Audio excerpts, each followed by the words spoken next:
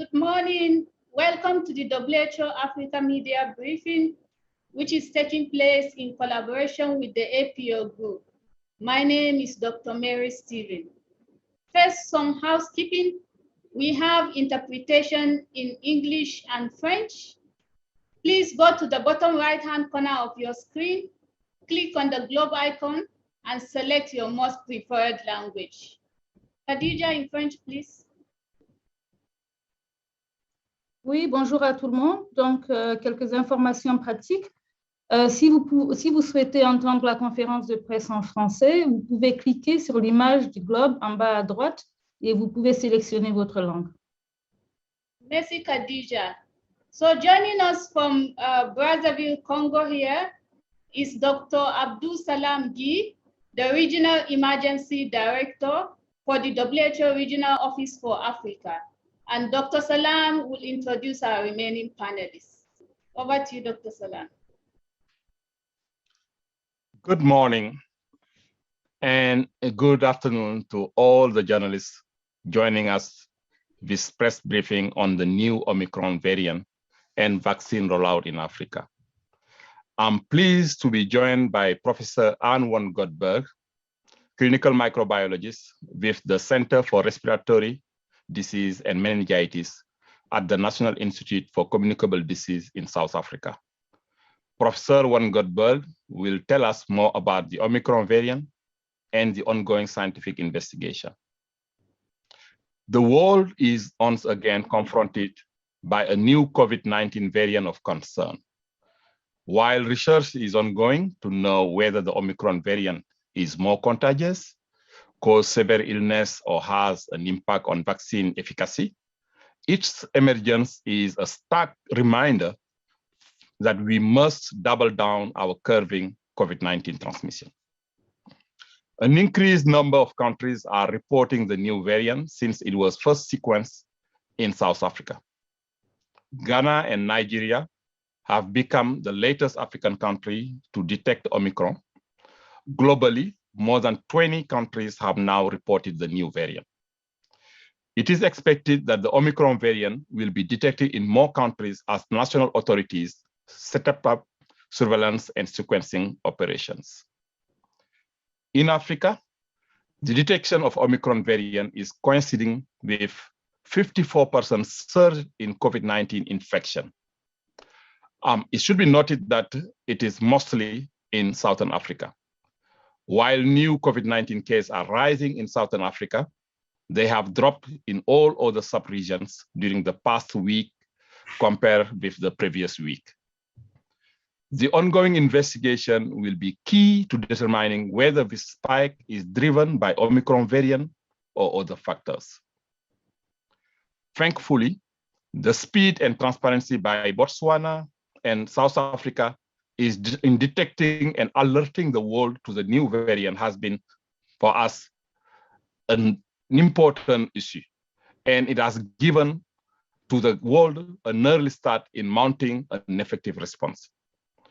We must seize this window of opportunity, act swiftly to ramp up measures to track, detect, control, and spread of the Omicron variant.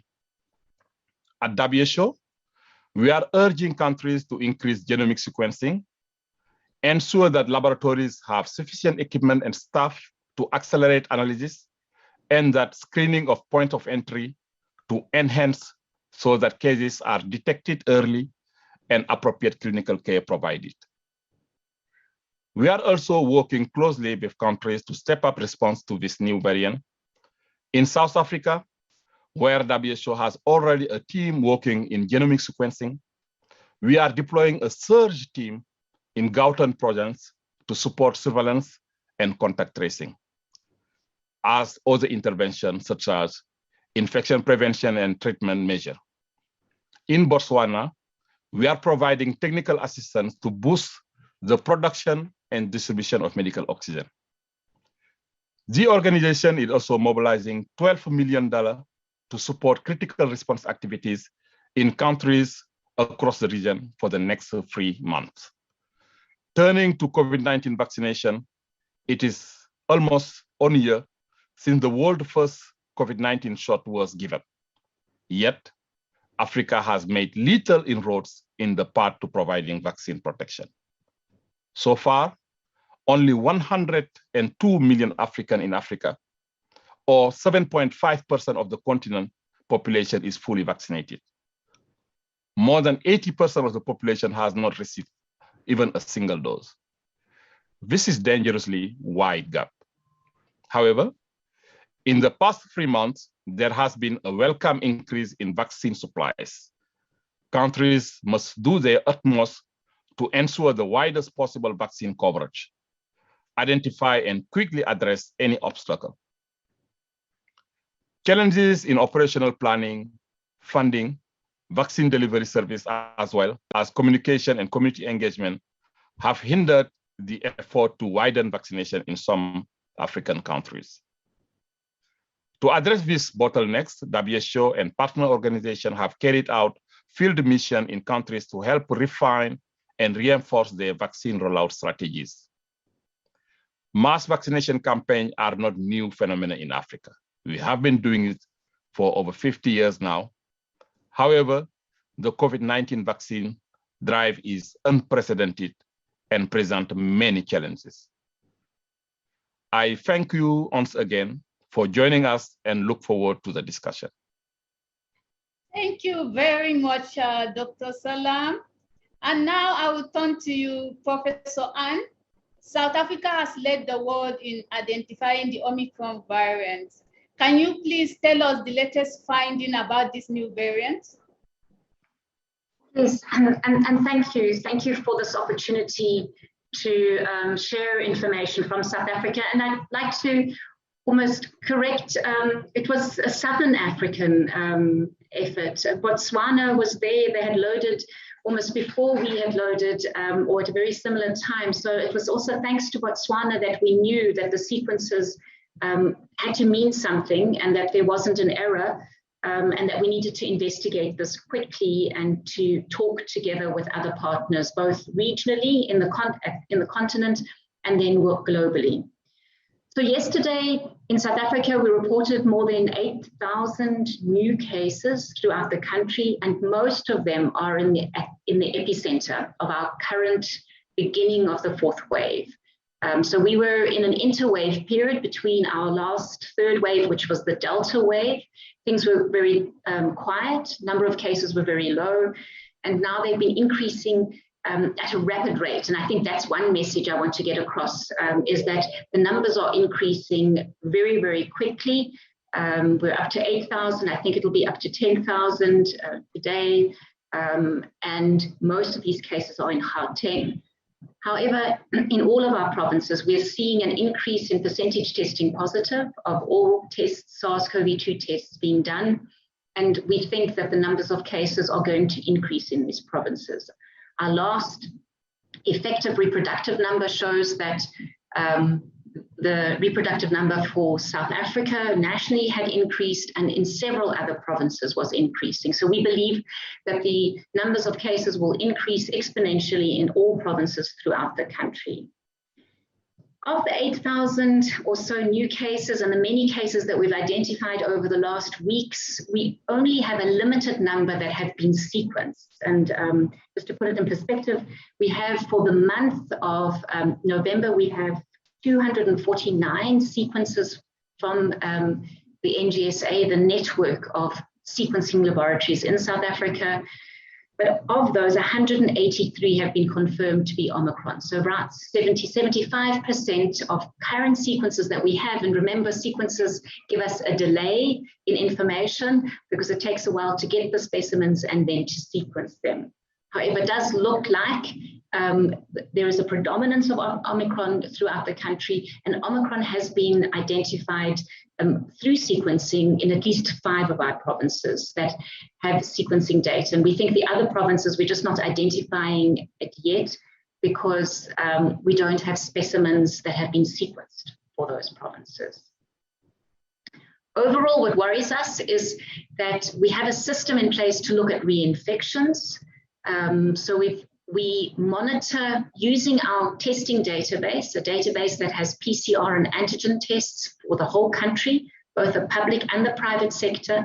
We monitor the first test, and then we can see the other tests as they come in, and we call a reinfection another test from the same individual 90 days after the first positive test. We monitor these reinfections for the Beta and for the Delta wave, and we didn't see an increase in reinfections over and above what we expect when the force of infection changes, when the wave stops. However, we are seeing an increase for Omicron. And that sort of speaks to the fact that in our population with a high seroprevalence, so where many people have had previous infection, we believe that that previous infection does not provide them protection from infection due to Omicron. It, however, hopefully provides them with protection against severe disease, hospital admissions, and death.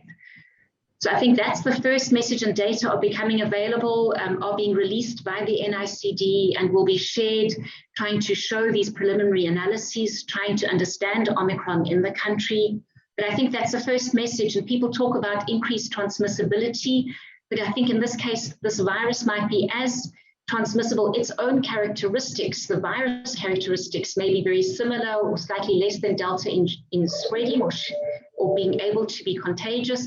However, it's the susceptibility of the population that is greater now, because previous infection used to protect against Delta, and now with Omicron, it doesn't seem to be the case. We believe that vaccines will still, however, protect against severe disease, because we've seen this decrease in protection using vaccines with the other variants, but the vaccines have always held out to prevent severe disease and admission into hospitals and death.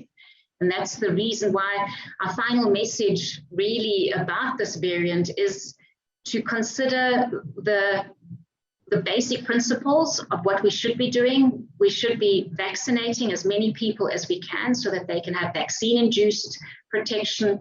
In addition, we should be using our non-pharmaceutical interventions, trying to remember to use masks, to use the fresh air that we have and ventilation, and to prevent and to avoid gatherings of large numbers of people in unventilated spaces. And I think one message, I guess, to end off with is that the same things that held true for the other variants, I think to a large extent, hold true for this variant. Thank you. Thank you very much, Professor Ann. Again, we want to appreciate South Africa and Botswana for their transparency in reporting this new variant early enough. So thank you very much. So now turning to you, journalists. You have heard from our two panelists. It is your time to ask your questions. To do this, please use the Q&A function on the Zoom platform. Tell us your name and the name of the news organization you represent. And if you'd like to go live, please indicate on the Zoom platform that you would like to go live with your question. Paul, are you there and ready to go live with your question?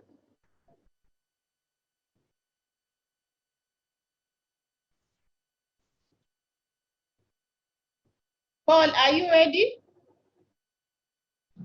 Yes, please. I'm ready. Thank you very much.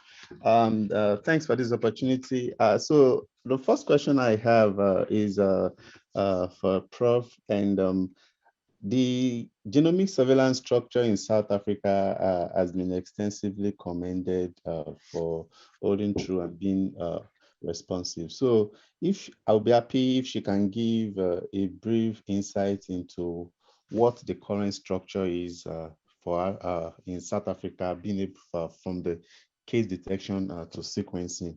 And you mentioned the fact that 75% of the current sequences latest are Omicron.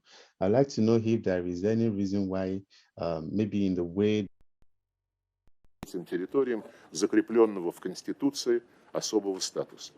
Попытки вскрыть эти ключевые положения Минского комплекса мер – путь к катастрофе. Мы сегодня распространяем тексты Минского комплекса мер, одобренные в увязке с ним декларации лидеров Германии, России, Украины и Франции, а также резолюций Совета Безопасности ООН, которая одобрила эти документы. Думаю, будет полезно, чтобы государства-участники освежили эти документы в своей памяти. Не помешает также еще раз ознакомиться с мандатом специальной мониторинговой миссии ОБСЕ, включая необходимость прямого разговора с Донецком и Луганском. И этот мандат необходимо выполнять полностью, во всех аспектах, не допуская предвзятых односторонних разговоров с Донецком и Луганском. И этот мандат необходимо выполнять полностью, во всех аспектах, не допуская предвзятых односторонних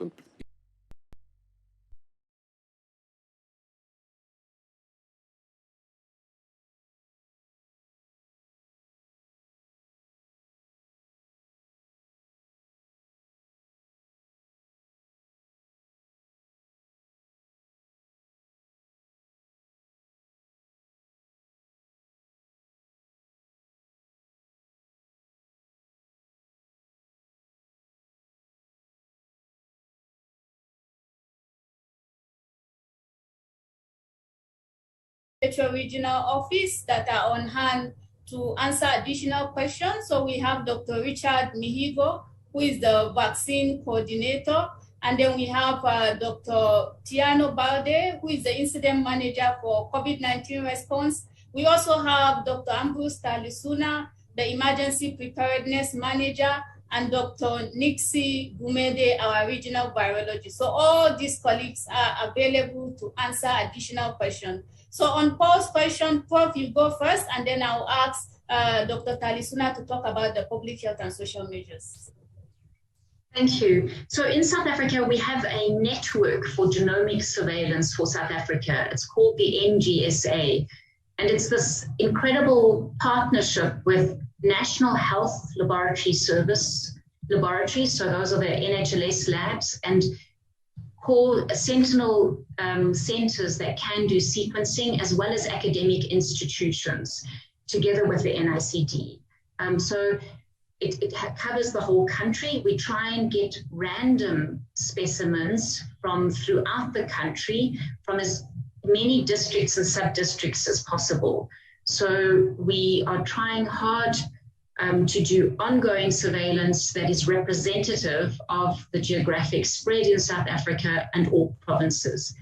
In addition, we have weekly meetings to review our data. So we have weekly updates that are available on the NICD webpage and on the NGSA webpage that summarize what we found the previous week, and we discuss and think through what are we lacking, where are data not available for which provinces, which weeks are we missing.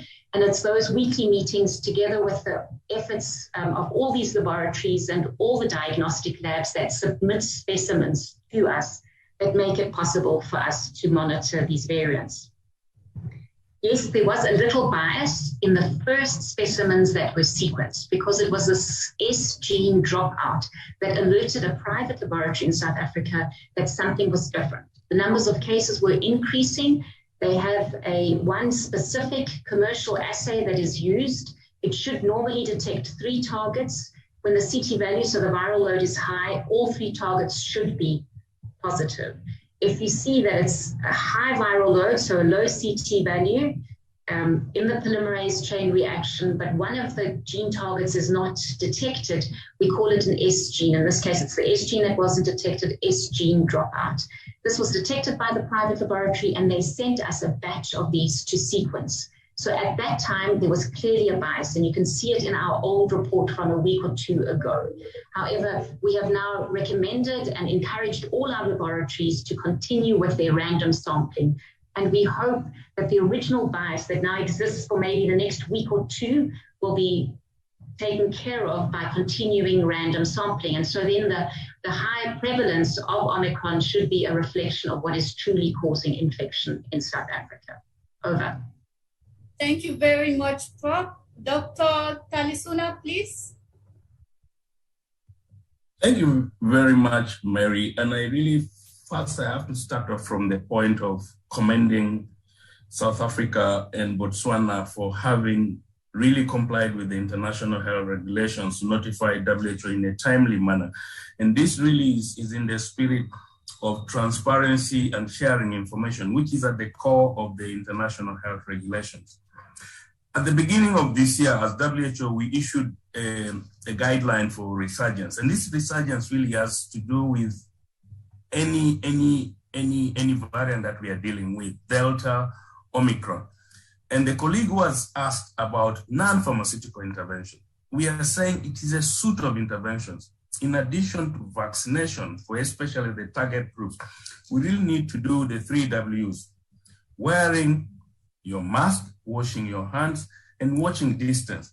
Avoiding social mixing actually helps us to control COVID-19, whether it is Delta or Omicron variant. So vaccination is part of our armamentarium of the intervention, but non-pharmaceutical intervention should continue.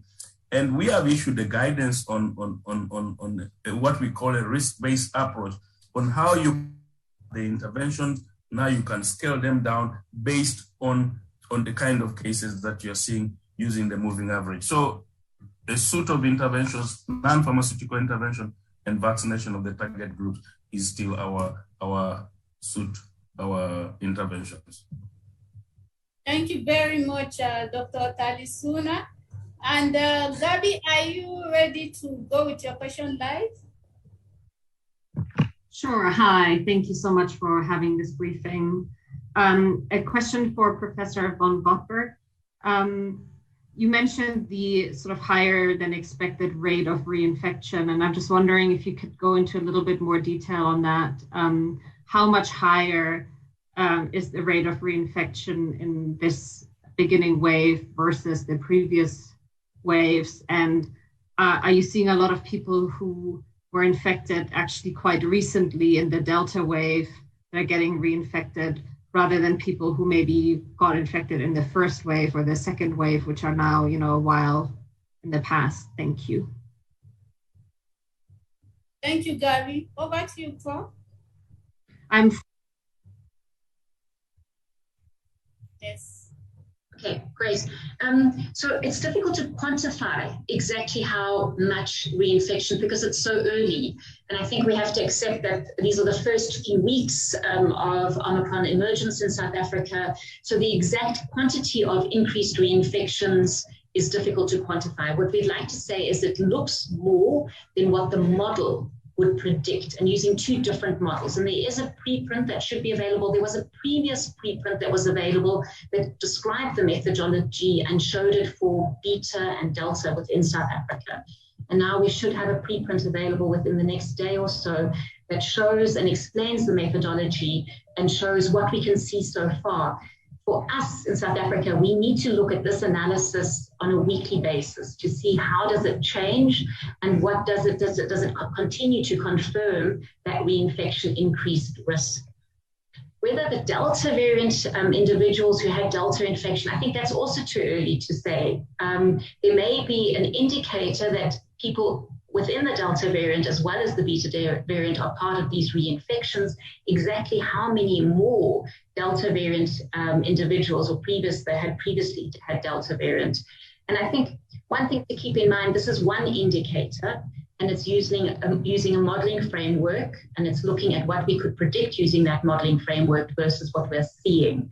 And we need to accept that there are limitations related to these analyses.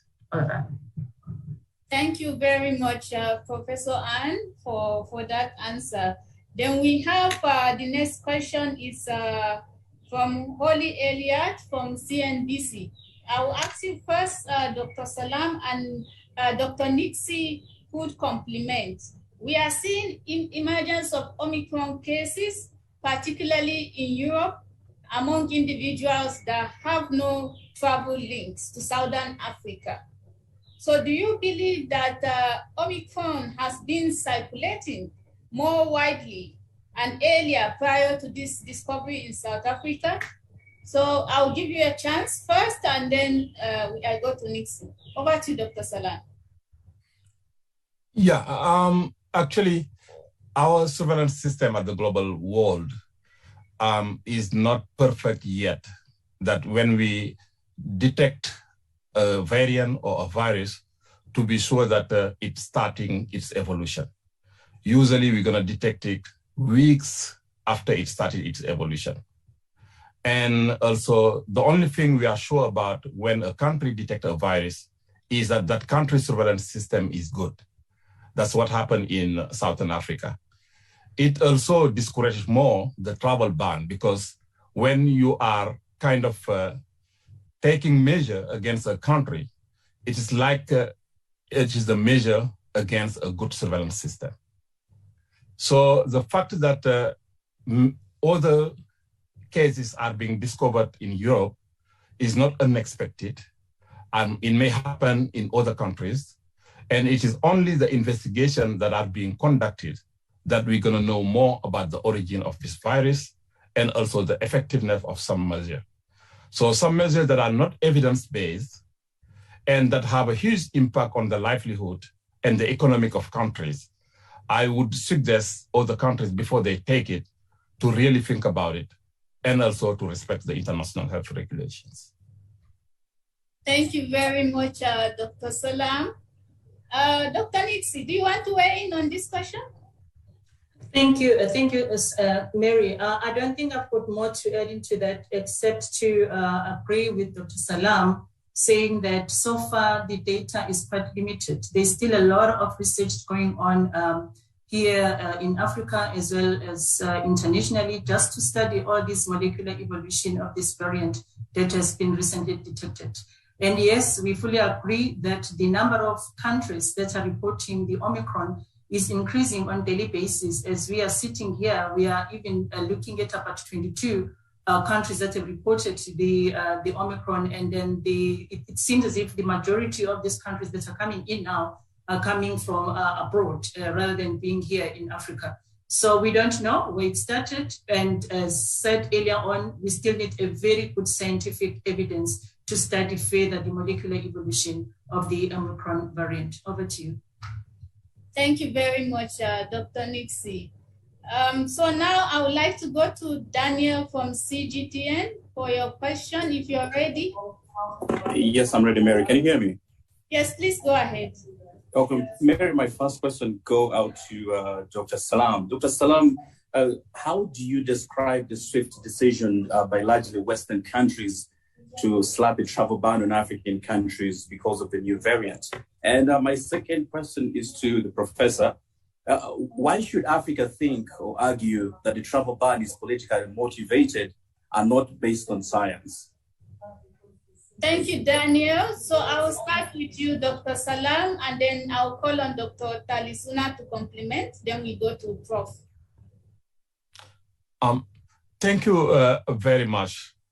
The limitation of travel is a measure that can help, but the impact of those measures in the past has been proven to be really limited. It has impact though sometimes. It should be really documented and based on evidence. The current travel ban that are happening from many countries toward South African countries are most of the time to satisfy, I think, some ask from part of populations. And also, sometimes it is a measure that is easy and that can be communicated well. I would just invite all the countries that are most of the time member of WHO to respect the international health regulation and to make decisions that are evidence-based. Thank you, Dr. Salam. Dr. Talisuna, do you want to weigh in on this question? Yeah, thanks a lot, Mary. Thanks, Salam, for that. I really, WHO issued a travel advisory on the 30th of November. And let me just quote what we say. Entry restrictions of travelers will really not prevent international spread. They place a heavy burden on the lives and livelihoods of people. In addition, they can adversely impact global health efforts during a pandemic by disincentivizing countries to report and share information. And this whole notion about additional measures comes from Article 43 of the International Health Regulations. WHO issues temporary recommendations whenever we have a public health emergency of international concern. Countries have a sovereign authority to put in place additional measures. But those additional measures should be evidence-based. They should have a rationale. They should be scientifically justifiable. And they should be consistent with the international health regulation. And at the moment, I think we think that really like Nick here said, and like Professor Anna said, South Africa and Botswana detected the variant. We don't know where the origin of this could have been. I mean, really to punish people who are just detecting and reporting is really in a way, like our Director General said at the World Health Assembly special session a few days ago, is unfair. And I think really we should stick to the science, and that countries that are especially giving travel restrictions should justify that, and they should notify WHO why they're implementing those measures. We believe they should be time limited. The key measures now, I think, should be really things like screening on departure, screening on entry, quarantine maybe.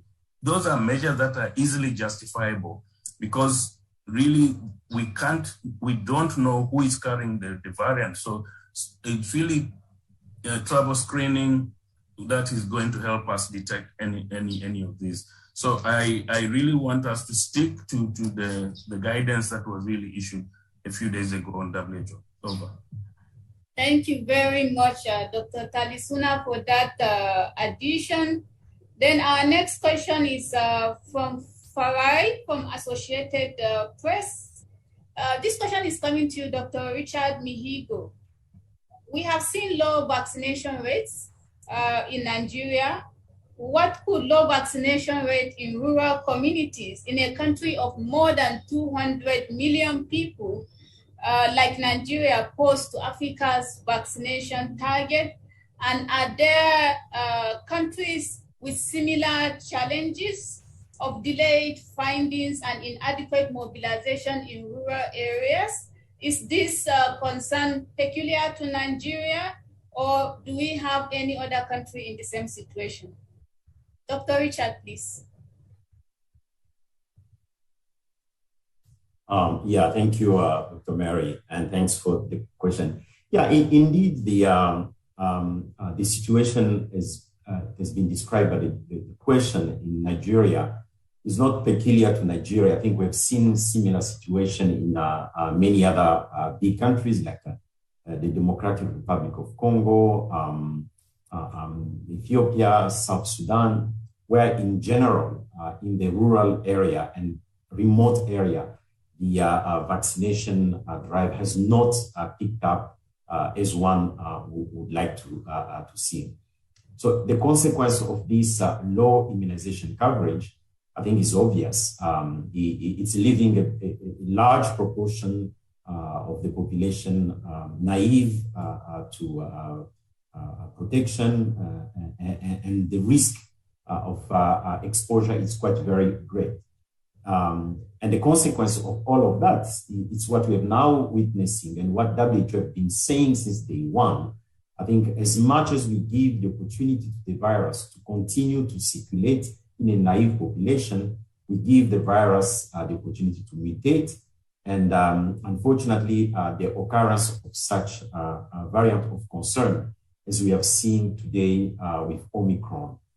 So the message here really is has been consistent since day one from WHO, is really to continue to advocate for a equitable distribution of vaccine within the countries, not only limiting the vaccination in urban centers, but also in rural areas, but also between the countries, to make sure that we can get that protection not only within, but also across all the countries.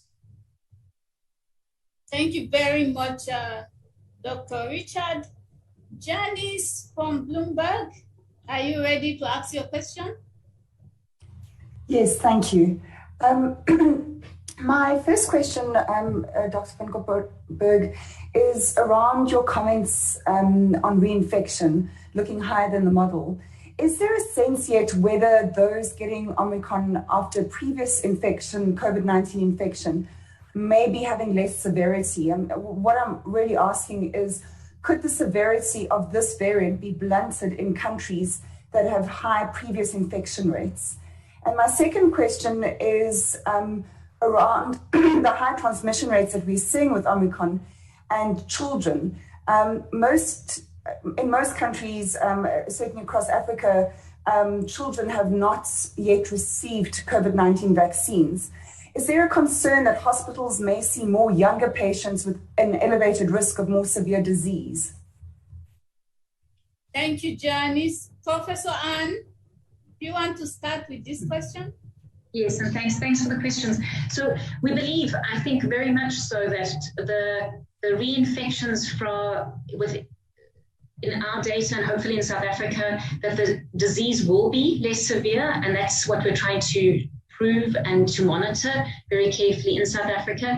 And the same would hold for those that are vaccinated. So I believe that would be good news. It would be good for us in Africa, in South Africa, and globally, if those that have had previous infection or been vaccinated have less severe disease due to Omicron.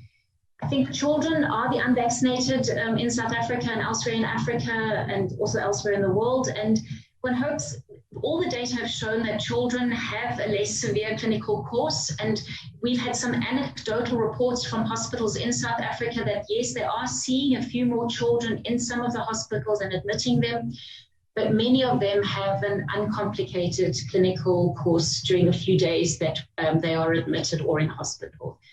I think the severity question, a lot of it's anecdotal, some of it is becoming more systematic.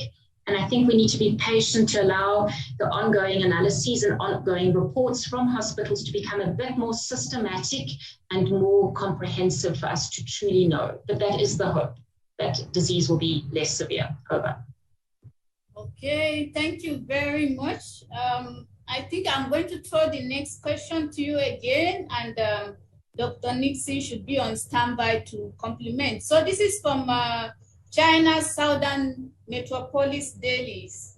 I know that Mr. Tulio indicated that there may be shortage of testing reagents for scientists in South Africa because of the travel ban.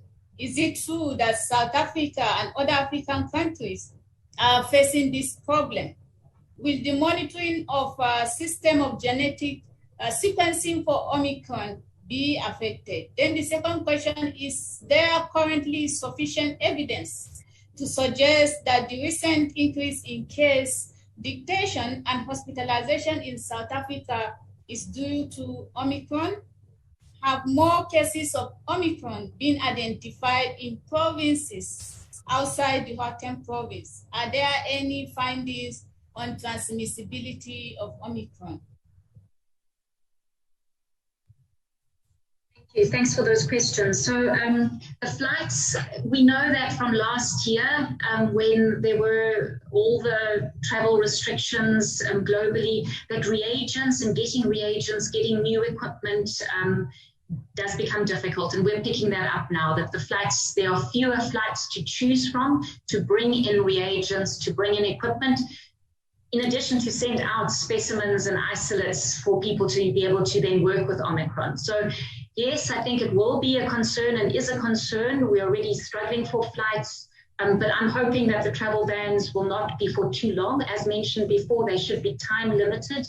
And as people learn more about Omicron, hopefully it'll become reasonable and acceptable to open up at least many of these flight restrictions. Yes, we believe that the increase in cases and admissions are due to Omicron, because we can see it on the S gene dropout, the diagnostic PCR. That proportion has increased to almost 95% when using that test. In addition, almost 80% of specimens that have been sequenced in November are all Omicron. So we believe truly that there is a link with the increase in cases with Omicron variant. And yes, we have found Omicron has been confirmed by whole genome sequencing in other provinces. In addition, we know that the proportion testing positive is increasing, the cases are increasing, the effective reproductive number is increasing. So we believe that Omicron is widespread in the country. Over. Thank you very much, Professor Anne. Dr. Nixie, do you want to weigh in on the issue of reagents for the lab? Yes, Mary. I think what have been seen by South African group related to the delivery of the reagent and some other equipment for the laboratory activities, we are expecting that to also to take place in other regions as well. As you know that in the West, we've got other countries that have reported the Omicron. So it's quite a very, very sad experience that we're going to see, because we know that majority of our countries, they are still relying on the flights to send the reagents as well to send the viruses to the sequencing laboratory. So that's going to be really a serious setback as far as the characterization, the sequencing, and the monitoring of the Omicron variant in the region is concerned. Thank you, Mary. Thank you very much, Dr. Nixie. Chantal, are you ready to go live with your question?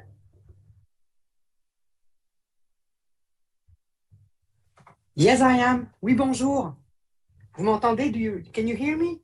Go ahead, go ahead. Can I have an answer in French? I don't mind asking my question. Yes, if possible. Go ahead in French, it's okay. Okay, but I would like to have the answer in French. I don't mind asking my question in English, but I need the quote in rough French language for broadcast in Canada in French. If that's okay with you. Thank you very much. So I will ask a question in French then. Alors, dans quelle mesure craignez-vous que des pays hésitent dorénavant à signaler de nouveaux variants potentiellement préoccupants, de crainte d'être mis au banc par la communauté internationale? Première question. Et la deuxième, sur le terrain, vous avez parlé un peu des campagnes de vaccination, mais j'aimerais avoir plus d'informations sur le bilan que vous faites.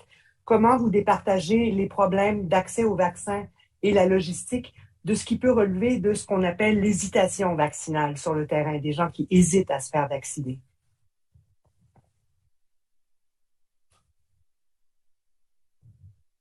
Thank you, Chantal. So I will pass your question to Dr. Salam to answer the first part and Dr. Richard Nigo to answer the question on the vaccination.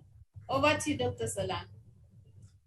Merci beaucoup, Chantal, d'avoir soulevé ce problème des pays qui vont hésiter actuellement à envoyer leurs résultats, de crainte d'avoir des mesures qui vont avoir un impact sur leur façon de vivre et leur économie. Je crois que c'est quelque chose qui est un souci réel et qui peut arriver. Mais je dirais que il est toujours temps de se rectifier. Il y a quelques jours, on avait l'Assemblée mondiale de la santé où l'ensemble des pays se sont réunis et ont parlé. Ce que nous avons constaté de positif est que l'ensemble des pays, y compris même les pays qui ont fait des travel bans, ont félicité l'Afrique du Sud et Botswana pour avoir un bon système de surveillance qui a été développé avec les moyens de VIH et qui ont été spécifiés avec COVID-19. Ils ont aussi remercié Botswana et l'Afrique du Sud d'avoir déclaré leur situation et d'avoir permis à ces pays de prendre des mesures adéquates. Donc, je pense que la suite, c'est vraiment de se rectifier, de revoir encore, et que si ces mesures s'avèrent au moins justifiables un petit peu au début, ça ne devrait pas durer, et que aussi, si des pays n'ont pas encore pris de mesures, qu'ils hésitent encore à prendre ces mesures, qu'ils voient les données, qu'ils les analysent, et seulement ils prennent des mesures qui ont des preuves que cela peut avoir des conséquences positives dans leur pays. Donc, je suis positif. Les pays ont remercié Botswana, Afrique du Sud pour avoir donné les données. Il y aura des mesures qui sont liées à cela et les autres pays aussi qui ont de nouveaux cas devraient les rapporter à l'Organisation mondiale de la santé, comme l'indique le règlement sanitaire international. Merci. Okay, thank you very much, Dr. Salam. Dr. Richard, please, in French. Oui, merci. Alors, pour ce qui concerne la deuxième question en rapport avec la vaccination, il faut dire que les progrès que nous avons vus en ce qui concerne la vaccination de manière générale dans la région africaine sont allés en augmentant. À la date d'aujourd'hui, sur environ les 54 pays que compte l'Afrique, La grande majorité, 53 des 54 pays, ont déjà commencé la vaccination. Nous avons des pays, c'est vrai, qui avancent plus vite que les autres. Environ 5 pays qui ont déjà vacciné plus de 40% de leur population à ce jour, complètement vaccinés, atteignant l'objectif de 40% tel que fixé par l'OMS avant même la fin de décembre 2021. Nous avons également 22 pays qui ont vacciné plus de 10% et au-delà de leur population. Mais malheureusement, il existe encore beaucoup de pays qui traînent où nous avons une vaccination qui est même inférieure à 1% de la population. Alors, en ce qui concerne votre question de manière spécifique sur la problématique entre l'accès et la demande de la vaccination, je pense que c'est un mix de deux qui fait que, effectivement, au niveau des pays, les choses n'avancent pas aussi vite que nous voudrions le voir.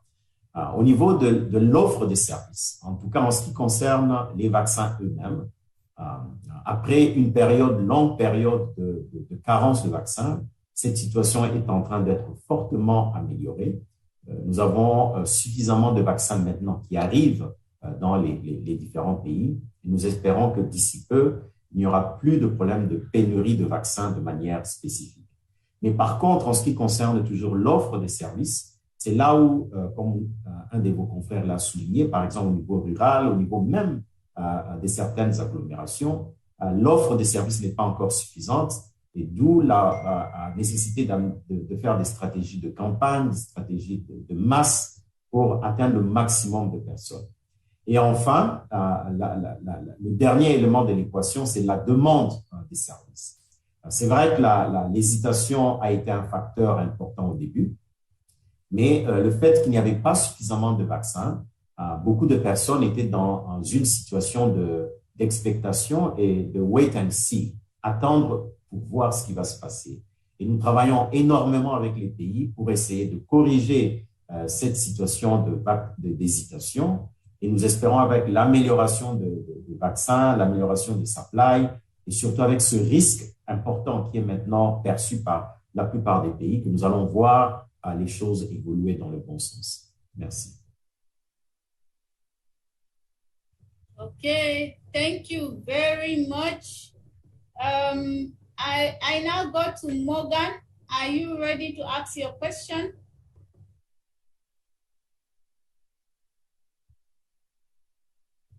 Morgan from ABC, are you there? Okay, so I'll come back to you. Let me ask this question first while you get ready. This question is coming to you, Dr. Nixie. It's coming from Catherine from Reuters. How many countries are able to sequence the variant viral genome and identify it, and how are they doing it? Then the second part of the question, are they using the Thermo Fisher testing kits that looks for specific mutation in the variant? Alpha also has it, which acts as an early alert for positive Omicron tests. Thank you so much. Yes, thank you so much, Mary. We've got quite a very good number of countries now that have been upping up their sequencing activities. So far, we can look at about 50% of, overall 50% of the African countries that are able to produce their own sequencing data. So when it comes to the diagnostic PCR, where the Thermo Fisher is one of the platform that has been used by different laboratories, not all the countries, they do have this platform. And then those that they do have, we've already sent an information to all the countries for them to look at their data and see if they've really realized or encounter that S-gene target failure for the previous tested samples. And then those samples, we really requested them to forward them for sequencing. And if they don't have any sequencing capacity, they need to forward them as quickly as possible to the sequencing laboratories that have been assigned to them. As you know, that each and every country, they do have a reference sequencing laboratory that is supporting them in terms of the sequencing capacity. And then those ones that they don't at all have the sequencing capacity, the procedure is the same. we've been informing them that they need to send their samples directly to the sequencing lab. So the capacity for the Thermo Fisher PCR platform, we do have. The good thing that is not as little as we were expecting, that some of the countries, they don't have this platform. So we do have close to about 80% in the region of the countries or the laboratories that they do have this platform that is going to be really helping us to screen out those as a marker for those viruses that needs to be sent for sequencing, sequencing as soon as possible. Thank you, Mary. Thank you very much, Dr. Nixie. And Morgan from ABC, are you ready now with your question? Yes, hi, sorry about that. So I've got a few questions. I'm not sure how many I'm allowed to ask. But one being, is the Omicron variant moving the needle at all in convincing hesitant populations to finally get vaccinated? What is driving low vaccination rates across the continent? And what level of strain, if any, is the COVID resurgence placing on key infrastructure on the continent, like hospitals and health clinics? And are any particular countries approaching any sort of crisis to that end? Okay, thank you, Morgan. I'll ask Dr. Richard to speak about the issue of the vaccination, and then Dr. Salam can talk about the strain on the health system. Yeah, thank you, Dr. Mary. On the first point, I think we have seen similar situation happening during the peak that we saw with the Delta variant, and even before with the Beta variant that was in the region. So whenever there is this, all the stories in the media, the panic that has been created by the current situation, clearly the people become a bit more sensitive to the vaccination. And we are starting even to see now country really increasing very much their vaccination rates compared to the past. So obviously, we don't need to have a situation by which people are going to be forced on this process, but at least we want to see this as a wake-up call for many people to really take seriously this threat and then get protected as soon as possible. And I think this has been really our message throughout. And we do necessarily work with country to get prepared in case of a surge demand in terms of vaccination. Most of the country now have enough supply to respond to such high demand that we are now seeing coming. The reason for low vaccination rate are multiple. I think we can maybe summarize them very quickly in two sides, as I said before, on the supply and demand side. The supply side, it's mainly now the issue of the system to deliver the vaccine. It's not the vaccine anymore that are now becoming available. It's the system to deliver the vaccine. In countries that have all previous system that were not very able to do that, I think we are seeing a very, very difficult time to deliver that.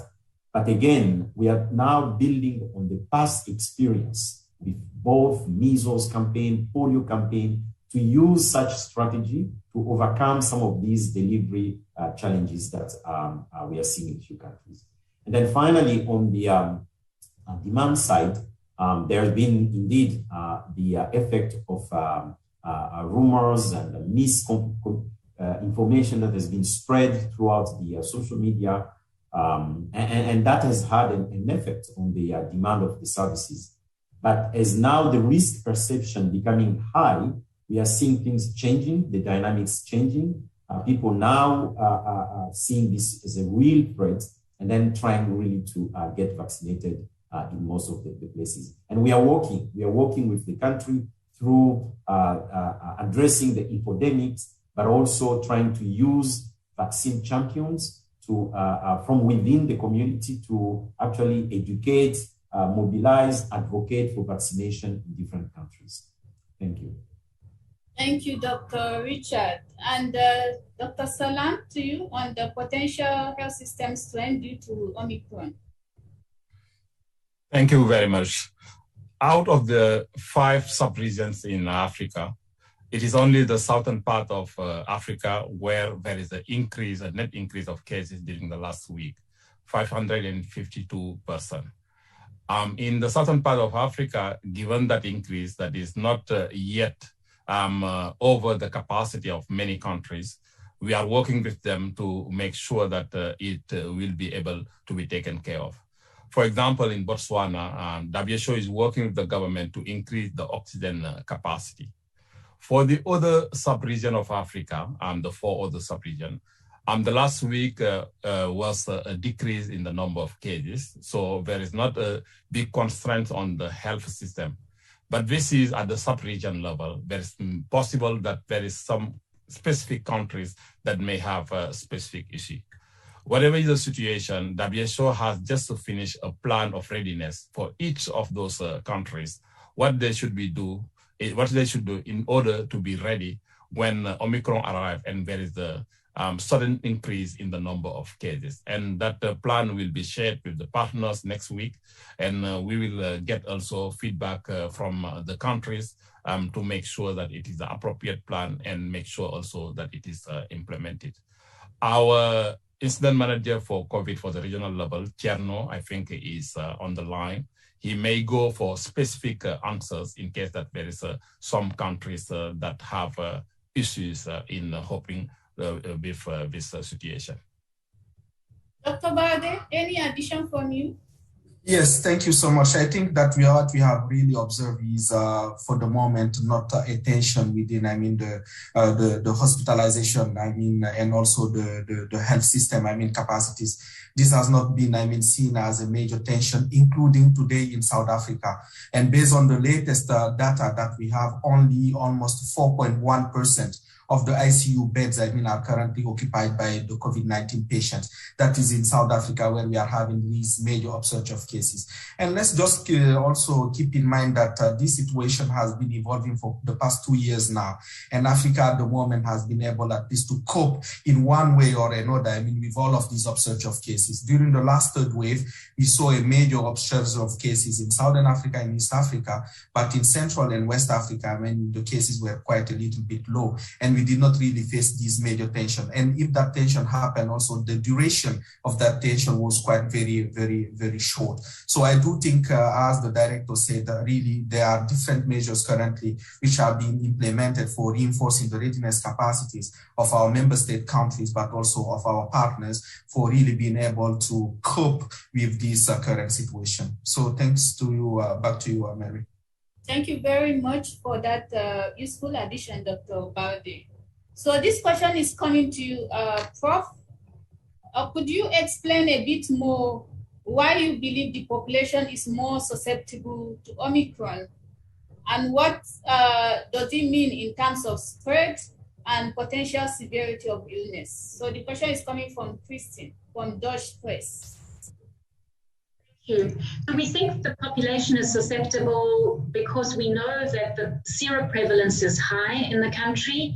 In different parts of the country, after the 3rd wave, after the Delta wave, we've had high seroprevalence. So natural infection has occurred, so much, much higher than the vaccination rate. So we know that people are protected either from natural infection or vaccine, and yet they are becoming sick. And we see that with the reinfection data analysis.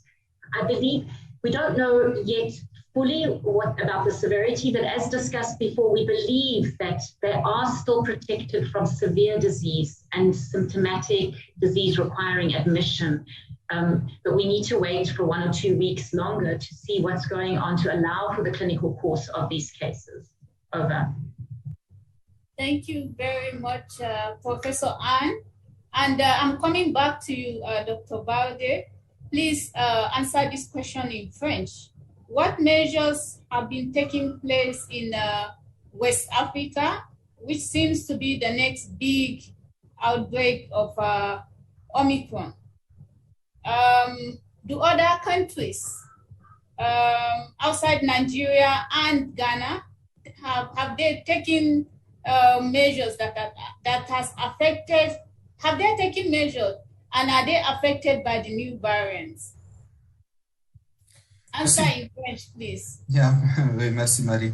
Donc oui, merci beaucoup pour la question. Je pense qu'au niveau du bureau régional de l'OMS ici, nous sommes en train d'avoir cette perspective régionale, donc de suivre véritablement l'évolution de tous les cas dans toute la région, donc y compris les pays d'Afrique de l'Ouest et aussi les pays d'Afrique centrale. Vous savez, comme je le disais tantôt, ça fait 2 ans qu'on est dans cette épidémie-là. On a développé vraiment des mécanismes et des outils pour pouvoir détecter toutes les différentes augmentations. Quand il y a eu ce cas qui a été détecté en Afrique du Sud, le bureau régional de l'OMS a eu à développer très, très rapidement donc, une guidance note, donc vraiment un document technique pour pouvoir donc accompagner les pays, tous les pays, y compris ceux de l'Afrique de l'Ouest et de l'Afrique centrale, en français et en anglais, pour pouvoir donc détecter les premiers cas, donc à pouvoir récalibrer aussi les équipements qu'ils ont pour pouvoir détecter donc ce nouveau variant-là. Donc cette action, elle est en cours et le docteur Salam le disait tout à l'heure aussi, on est en train de finaliser donc ce plan de préparation, sachant qu'on avait déjà un œil sur ces pays-là.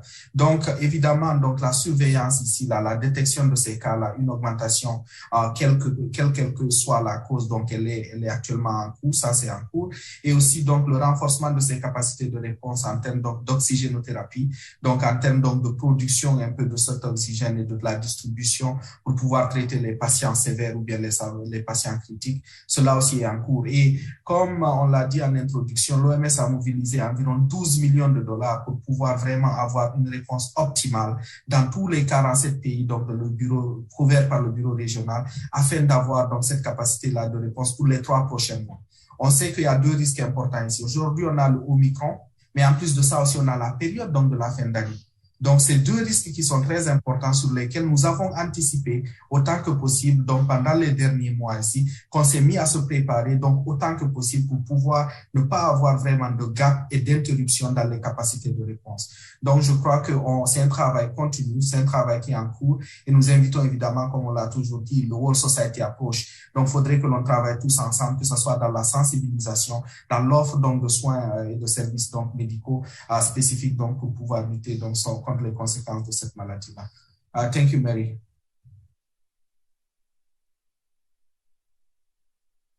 Merci beaucoup, Dr. Balde. So this question is coming to you. I'll start with you first, Dr. Nixie, and Prof could weigh in on this question. 2 high-risk variants of concern emerged in South Africa in recent months, Beta and Omicron. So does this country have specific characteristics that lead to the emergence of problematic variants? And for example, has the presence of HIV/AIDS and immunocompromised population contribute to the emergence of these new variants, or are there any other specific reasons? So let me start with you, Dr. Nixie, and then Prof. Wei. Thank you so much, Mary. I think this is expected, especially for the immunocompromised population, to be really so much susceptible to any kind of disease. It might not be HIV alone. We can also think of all other underlying conditions that those people that are really immunocompromised, they might expose themselves into. So as you know that in the southern part of the continent, I think also, let me just say in the entire Africa continent, we know that we've got quite a high rate of people that are really having the immunocompromised, that kind of a population. So these are the kind of people that they really are having a serious or exposed to risk to really have a tendency of prolonging the excretion of any virus that they are having in their system. As far as the studies that are connecting the new variant that is a topic currently with the situation or the status of the population, I'm not sure whether, Prof, are they really having any findings or any latest results relating the Omicron together with the immunocompromised population that might be present or that is present in the southern or especially also in South Africa. Maybe, Prof, you can add more into that. Over. Thank you, Dr. Nixie. And Professor Ann? No, we don't have any data, and I think Nixie has answered the question to some extent that immunocompromised individuals may shed the virus for longer. We've had data that some shed for longer, but there are no changes in mutations. Some other data that there are changes and these viruses mutate over time. But there've also been exactly the same data for patients that are immunocompromised in the United States and in Europe. So there are many case reports. And so that is one hypothesis. I think another reason why we have detected some of these variants in South Africa is we have a very systematic and good surveillance system with sequencing, and to remind everyone that other variants of concern and variants of interest have been detected, at least for the first time, in other countries. Over. Thank you, Prof. And this question is coming to you from Lindsay from New York Times.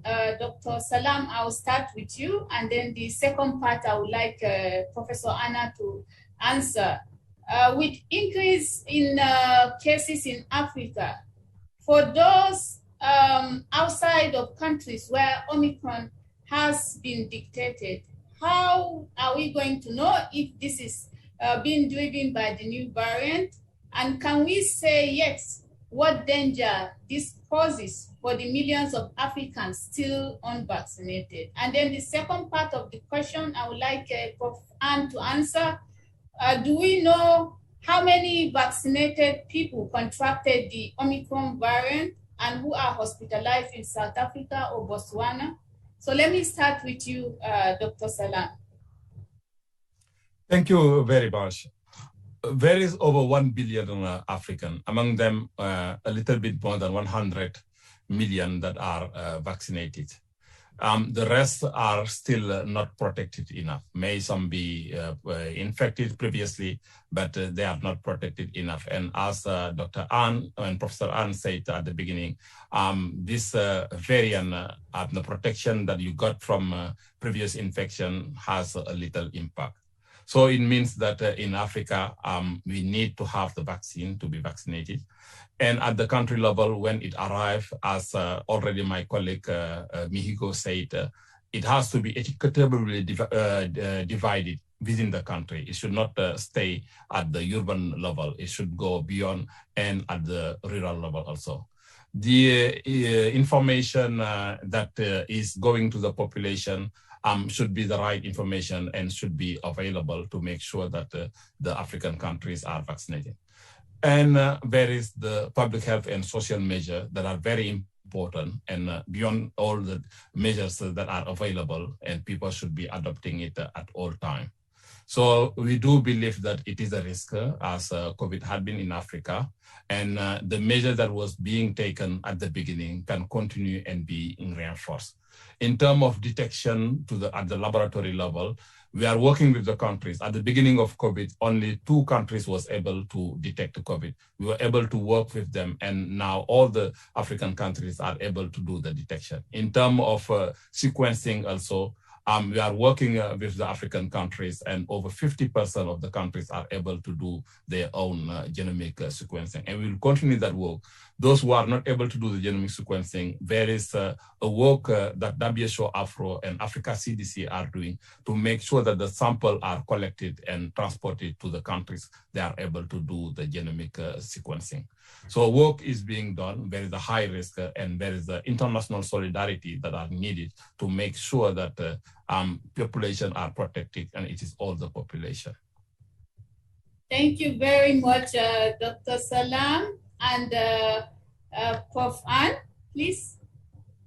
Yes, so there are vaccinated people. In fact, you can imagine every traveler that has been detected to have Omicron worldwide, most of them, if not all of them, have all been vaccinated. They have 1 dose, 2 doses, 3 doses, 4 doses, because they need to show proof of vaccination. And we know anecdotally in South Africa, some of the cases that have occurred were also vaccinated. It's too early, however, for any systematic analyses at the moment. Over. Okay, thank you very much, Prof. So we are coming to the end of the press briefing. I'll give our panelists 1 minute to talk about their last message or final thoughts. I'll start with you, Professor Ann, but in your closing, if you can comment on Sarah Jervin's question from Debex. Can you please talk about the implications for the trajectory of the pandemic on the African continent and its management if people are not protected from Omicron variant if they had prior infection with other variants? So you answer this question and then bring in your final thoughts, and then I'll go to Dr. Salam.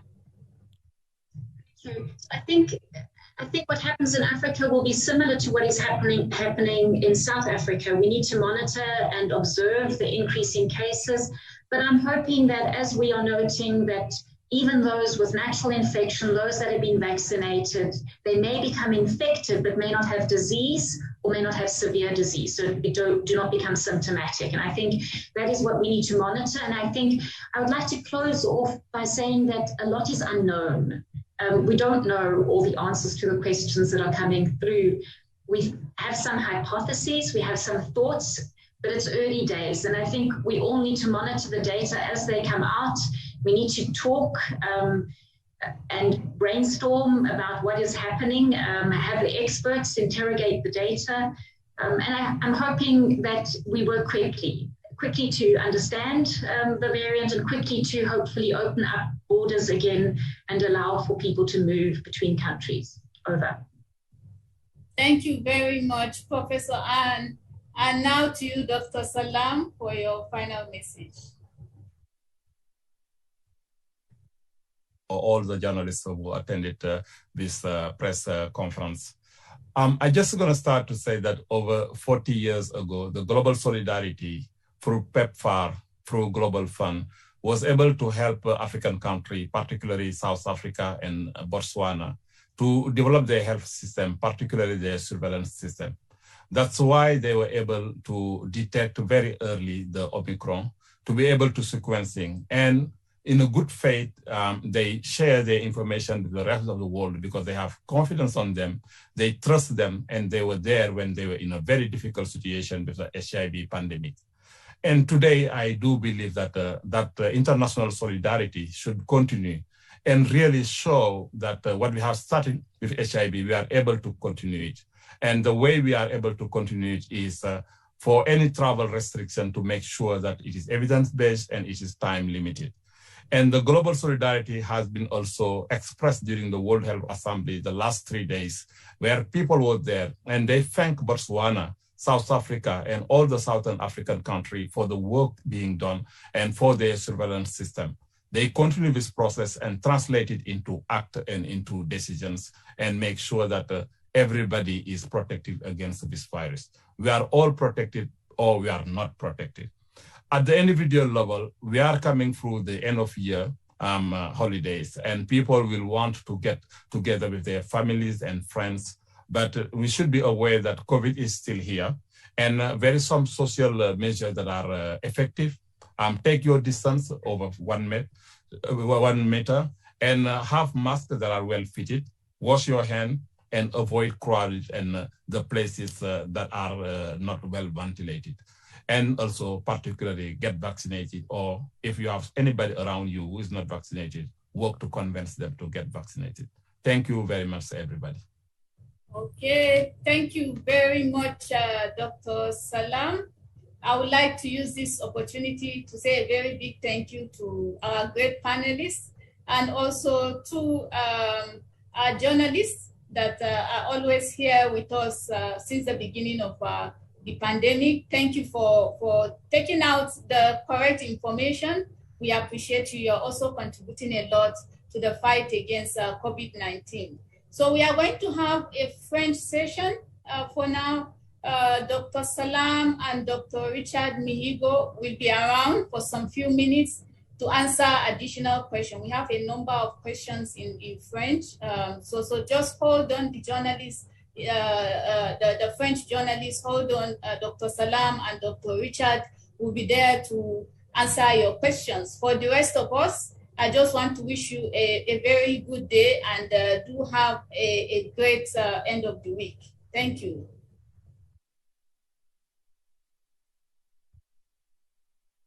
Donc, bonjour à tout le monde. C'est Khadija Diallo. Je suis chargée de la communication au bureau régional de l'OMS. Je voulais donc continuer pour la session en français. Dr Mihigo et Dr Gay, êtes-vous connectés, s'il vous plaît? Oui, nous sommes connectés. D'accord. D'accord. Donc, bonjour aux journalistes. Bonjour, Dr Gay et Dr Mihigo. Donc, à l'attention des journalistes, Dr Abdou Salam Gay est le directeur régional pour les urgences sanitaires au bureau régional. Et Dr Richard Mihigo, il est le coordonnateur du programme de vaccination et de mise au point des vaccins au bureau régional de l'OMS pour l'Afrique. Donc là, nous n'avons pas beaucoup de questions, mais donc nous allons juste répondre à ces deux questions. Et après, je vous demanderai, s'il vous plaît, de juste partager quelques mots à l'attention de journalistes francophones. Donc, tout d'abord, Dr Abdou Salam, vous avez une question de Fatou Wad de 7TV au Sénégal. Elle voudrait savoir à quoi peut s'attendre le Sénégal avec le variant Omicron au vu de l'expérience de Delta. À vous, Dr Gay. Merci beaucoup. Comme nous l'avons déjà dit, la variante Omicron a été détectée en Afrique du Sud et qui a beaucoup de mutations. Et actuellement, les recherches sont en cours, mais il y a certains éléments qui nous laissent penser que cette variante a une capacité de transmission assez élevée, au moins plus élevée que la capacité de transmission de Delta. On sait aussi on a aussi des informations sur le fait qu'une infection avant ne protège pas complètement contre la réinfection à Omicron. En ce qui concerne la vaccination aussi ne protège pas complètement contre Omicron. Cependant, il y a des informations qui nous laissent penser que la vaccination protège contre les maladies sévères et la mort. Ça, c'est la réalité au niveau général et je pense que ça devrait être aussi la réalité au niveau du Sénégal. Ce qu'il faut faire, c'est que le pays lui-même, et nous sommes en concertation avec les autorités sénégalaises, est en train de travailler pour renforcer leur système de surveillance, de contrôler encore le système de prise en charge des malades, surtout des malades sévères, ce qui peut arriver avec la variante Omicron. Notre expérience, de façon générale, avec le Sénégal et avec aussi tous les pays africains, et que nous avons pu gérer les cas. D'abord, le nombre de cas n'a pas été aussi élevé qu'on le prédisait dans les pays africains. Et aussi les vagues qui arrivaient parfois aussi avec des décès qui ont pu submerger des systèmes de santé, n'ont pas duré très longtemps et ils ont baissé immédiatement. Donc, le Sénégal, comme à l'instar des autres pays, peut renforcer sa préparation et nous sommes toujours là pour travailler ensemble. D'accord, merci Dr Gay. Juste une question donc, on a d'autres questions qui viennent d'arriver. À l'attention de Dr Mihigo, une question sur la vaccination. À l'état actuel des connaissances sur Omicron, jusqu'à quel niveau les personnes vaccinées sont-elles protégées, s'il vous plaît? À vous, Dr Mihigo. Okay, merci, Khadija.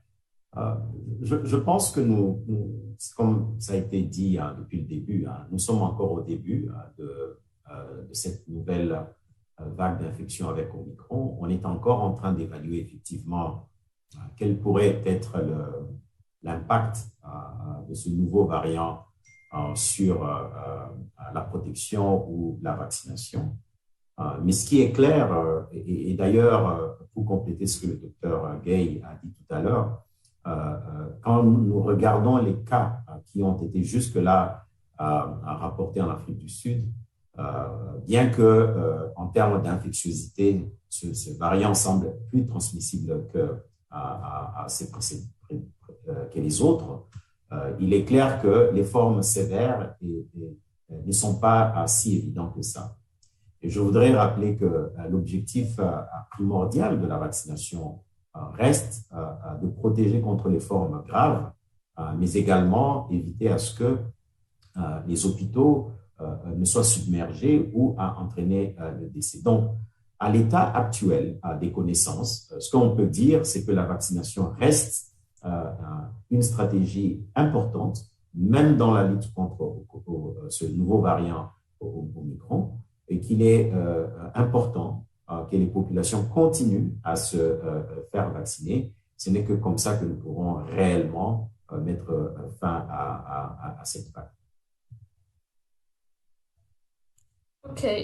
Une autre question de vaccination de France Info qui vient de nous arriver, de Fadila Badamassi de France Info.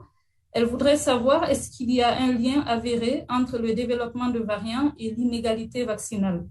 Et elle poursuit sa question en disant quelle est la dangerosité de la situation pour l'Afrique où vivent les personnes les moins vaccinées aujourd'hui contre la COVID-19 et donc pour les autres régions du monde. À vous, Dr Migo. Le lien entre la survenue de nouveaux variants et l'inégalité vaccinale ne plus à démontrer. Je pense que, et d'ailleurs, ce n'est pas le cas uniquement pour ce virus contre la COVID. Nous le savons déjà, nous le savions déjà avec les autres formes de maladies virales. Le plus vous laissez un virus circuler dans une population qui n'est pas vaccinée, qui n'est pas protégée, nous avons l'expérience chez les enfants avec la rougeole, etc. Le plus vous donnez la possibilité à un virus de changer et de muter. Donc, la grippe saisonnière est un cas parlant et maintenant, la COVID nous a réellement démontré cela. Donc, la solution réelle, je pense que dès le début, nous l'avons dit, pour réellement lutter contre les variants, c'est effectivement de protéger la population. C'est d'être sûr que la majorité des personnes est vaccinée et qu'on donne très peu d'opportunités au virus de continuer à circuler librement et effectivement à pouvoir muter pour aller de l'avant. Alors, en ce qui concerne la dangerosité, vous pouvez un peu répéter la deuxième question, s'il vous plaît? Oui, elle a demandé, je vais vous dire exactement la question, quelle est la dangerosité de la situation pour l'Afrique où vivent les personnes les moins vaccinées aujourd'hui contre la COVID et donc pour les autres régions du monde?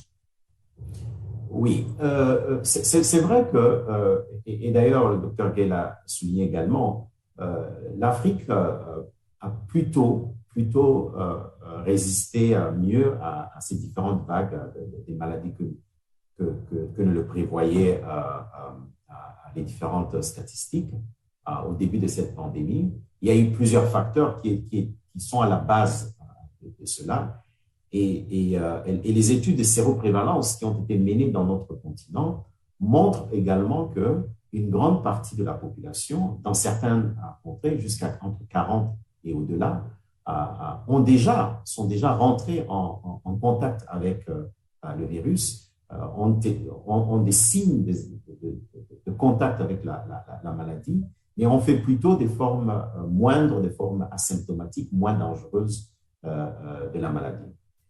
Mais nous ne pouvons pas laisser cela à la chance. Je pense qu'il est important que, éventuellement, pour éviter les formes graves, surtout dans les populations vulnérables, les personnes âgées, les personnes avec des comorbidités, que la seule réelle protection ne soit pas une protection passive, mais plutôt une protection active avec la vaccination. Et ce n'est que comme ça que nous pourrons réellement juguler le flux de ces nouvelles vagues et protéger le maximum des populations contre la maladie.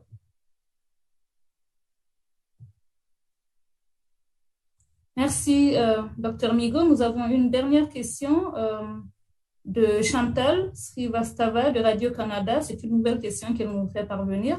Elle demande quel est le lien entre le variant et le VIH. Est-ce que, je ne sais pas, le variant, je ne sais pas si c'est Omicron seulement, mais en tout cas, les variants peut-être de la COVID en général et le VIH. C'est la question qu'elle pose. Donc, je ne sais pas, est-ce que vous pensez peut-être… Ben, écoutez, le docteur Gay voudrait commencer. Docteur Gay, vous pouvez… Peut-être je peux y aller. Oui. Il y a des études qui sont faites et qui continuent d'être faites dans beaucoup de pays. Les liens logiques que l'on voit, c'est que le VIH compromet le système immunitaire. Et jusqu'à présent aussi, avec Covid, il s'est rendu compte avec tous les variants que c'est devenu beaucoup plus sévère et les formes graves, c'est les personnes qui ont un système immunitaire compromis. Donc, on s'attend à ce que dans les pays à une prévalence élevée de VIH, qu'il y ait beaucoup plus de cas graves. L'autre lien que j'ai entre les variants et VIH, c'est un lien positif. Et je le disais tout à l'heure, il y a 30 ans, 40 ans, l'Afrique était encore touchée par une autre pandémie qui était le VIH. Et il y avait eu beaucoup de pays comme Botswana, qui à un moment avait une proportion assez élevée, les proportions les plus élevées en matière de prévalence au VIH, et l'Afrique du Sud qui avait le nombre brut le plus élevé en matière de VIH. Ces deux pays avaient montré une détermination à mettre une bonne partie de leur économie dans la lutte contre le VIH. Ensuite, il y a eu la solidarité internationale à travers le PEPFAR avec le gouvernement américain et le Global Fund pour l'ensemble des pays développés qui ont aidé ces pays à faire face au VIH. Ces pays ont développé des systèmes de surveillance très efficaces, un système de détection et de laboratoire qui n'a rien à envier aux pays développés. C'est ça aussi qui leur a permis de détecter très rapidement Omicron, de faire la séquençage et d'informer le reste du monde parce qu'ils sont restés dans les règlements sanitaires internationaux. Donc, le lien entre le VIH et les variants et COVID est que c'est des pandémies. Les leçons qu'on a apprises des pandémies passées peuvent être utilisées ici et que la solidarité humaine est la seule solution pour s'en sortir. Si on ne travaille pas ensemble, il n'y a aucun pays protégé tant que tous les pays ne sont pas protégés. Merci, Dr Gay. Il y a Fadila de France Info qui demande une précision sur quelque chose que vous avez dit précédemment. Non, c'est pour Dr Migo plutôt. Donc, Fadila de France TV voudrait savoir, est-ce que le chiffre que vous avez noté, c'est 40% d'Africains qui ont été en contact avec le virus et qui n'ont pas de forme grave, c'est ça?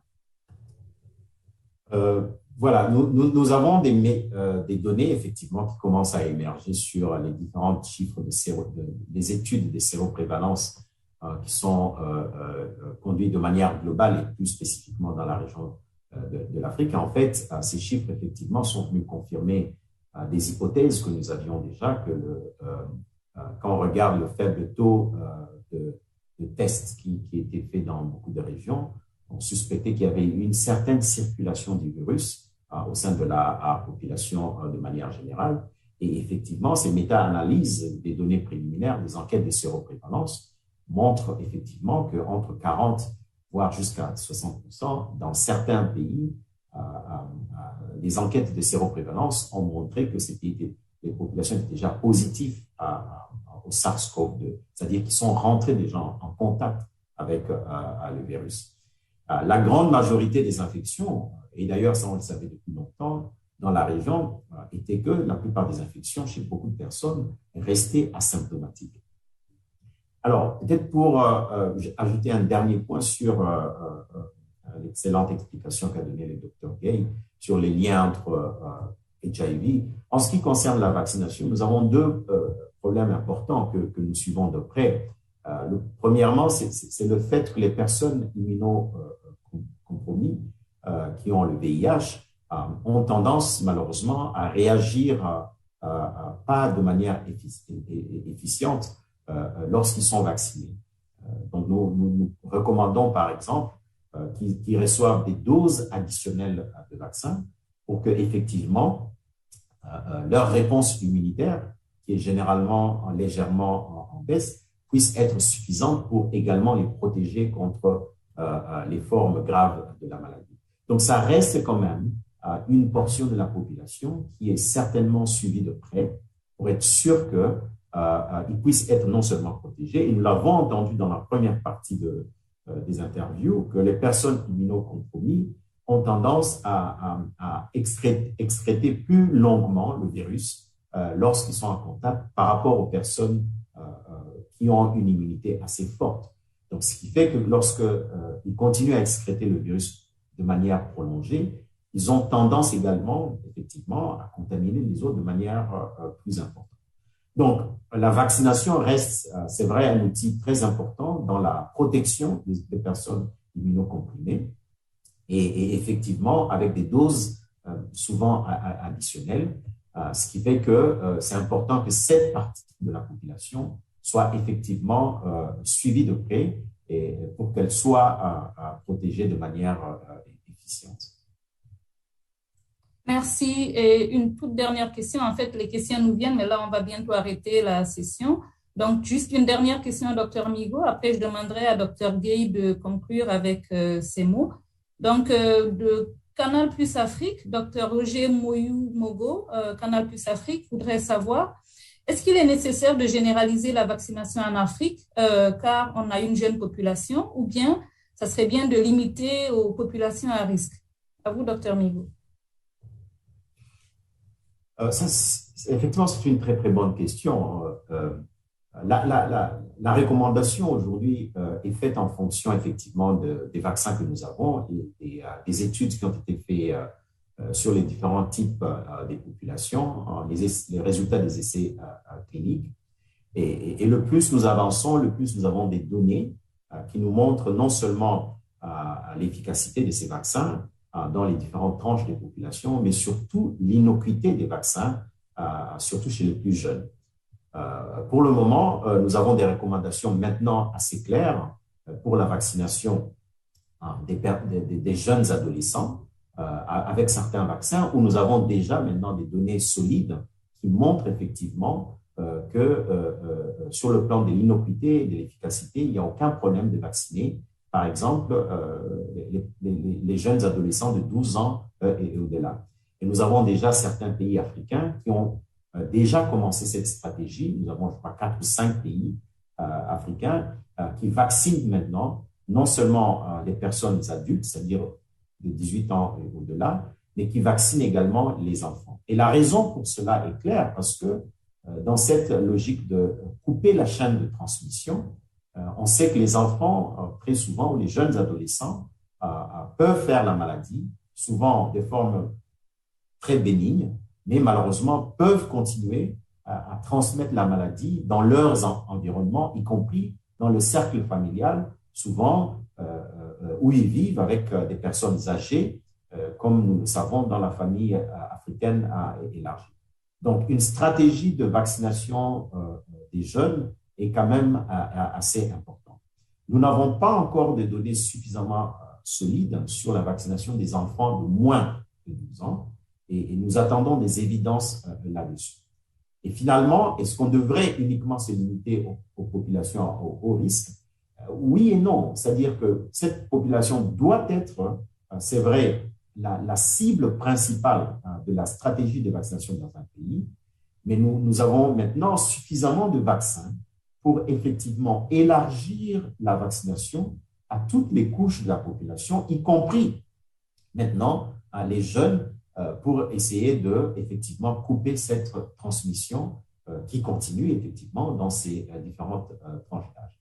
Et je voudrais terminer réellement en disant que malgré la panique, malgré l'émoi qu'a créé ce nouveau variant Omicron au niveau global, mais surtout également dans nos pays africains, il est important que nous puissions continuer à observer les fondamentaux qui nous ont jusque-là aidés à gérer tant bien que mal cette pandémie, c'est-à-dire les mesures barrières qui devront continuer, mais surtout accélérer les efforts de vaccination, effectivement, pour aider nos différentes communautés à éviter les formes sévères et surtout l'hospitalisation des cas et éviter des décès dus à COVID-19. Merci beaucoup, Dr Migo. Et donc, je voudrais demander à Dr Abdou-Salam Gueye de partager son mot de fin, s'il vous plaît. Merci. Merci beaucoup, Khadija, et merci beaucoup à tous les journalistes qui ont participé à cette conférence de presse. Des résultats qu'on a eu comme information est qu'il y a une variante Omicron qui a été détectée pour la première fois en Afrique du Sud et en Botswana et qu'il y a plusieurs mutations qui sont beaucoup plus élevées que le nombre habituel qu'on trouvait chez les variants. L'infectiosité aussi semble beaucoup plus importante que les variants déjà découverts actuellement. La protection que donne une infection précédentes semblent ne pas avoir un effet complet sur ce variant. Et même aussi, ces personnes vaccinées, beaucoup de personnes qui ont eu Omicron étaient déjà vaccinées, ce qui montre que la vaccination n'a pas une protection complète. Cependant, les mesures sociales qui ont toujours été appliquées jusqu'à présent continuent à marcher. Avec ces fêtes de fin d'année qui commencent à arriver, nous vous conseillons de les adopter. Prenez vos distances. Il faut porter des masques qui sont bien ajustés. Il faut aussi se laver régulièrement les mains avec du savon. Éviter les endroits où il y a beaucoup de monde et aussi où la ventilation n'est pas très bien développée. Donc, ce qu'on sait, c'est qu'en Afrique du Sud, le nombre de cas a augmenté considérablement cette semaine. Toutes les autres parties de l'Afrique, les sous-régions de l'Ouest, du centre, de l'Est, n'ont pas encore enregistré une augmentation de cas. Au contraire, la semaine dernière, le nombre de cas a baissé. Et nous suggérons à l'ensemble des pays de faire jouer la solidarité internationale et aussi de prendre des mesures qui sont basées sur le règlement sanitaire international et surtout sur des évidences, ce qui permettrait à l'ensemble de l'humanité de mieux lutter contre cette pandémie. La vaccination aussi reste encore un moyen très efficace et faites-vous vacciner. Si vous connaissez quelqu'un autour de vous qui n'est pas vacciné, essayez de le convaincre à se faire vacciner. Encore une fois, merci tout le monde d'avoir participé à cette conférence de presse.